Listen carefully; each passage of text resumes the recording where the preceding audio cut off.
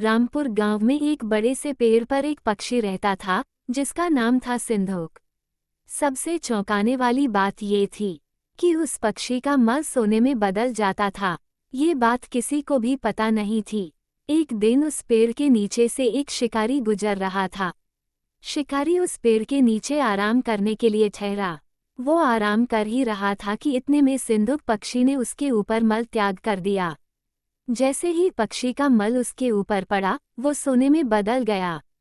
ये देखते ही शिकारी बहुत खुश हुआ और उसने उस पक्षी को पकड़ने के लिए जाल बिछाया। सिंधुक जाल में फंस गया और शिकारी उसे अपने घर ले आया। पिंजरे में बंद सिंधुक को देख शिकारी को चिंता सताने लगी कि अगर राजा को इस बारे में पता चला तो वो न सिर्फ सिंधुक को दरबार में पेश करने को कहेंगे बल्कि मुझे भी सजा देंगे। ये सोचकर डर के मारे शिकारी ने खुद ही सिंधुक को राज दरबार में पेश कर दिया। राजा को सारी बात बताई। राजा ने आदेश दिया कि सिंधुक को सावधानी से रखा जाए और उसे अच्छे से खाना खिलाया जाए। ये सब सुनने के बाद मंत्री ने राजा को कहा, आप इस बेवकूफ़ शिकारी की बात पर भरोसा मत कीजिए।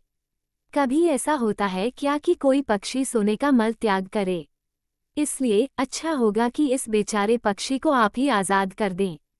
मंत्री की बात सुनकर राजा ने पक्षी को आज़ाद कर दिया। सिंधुक उड़ते उड़ते राजा के ऊपर सोने का मल त्याग करके गया। ये देखते ही राजा ने मंत्रियों को उसे पकड़ने का आदेश दिया, लेकिन तब तक वो पक्षी उड़ चुका था। उड़ते उड़ते सिंधुक कह गया, मैं बेवकूफ़ था जो शिकारी के सामने मल त्याग किया। शिकारी बेवकूफ़ था जो मुझे राजा के पास ले गया। राजा बेवकूफ़ था जो मंत्री की बात में आ गया।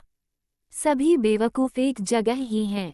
तो दोस्तों, इस कहानी से हमें ये सीख मिलती है, कभी भी दूसरे की बातों में नहीं आना चाहिए और अपने दिमाग से काम लेना चाहिए।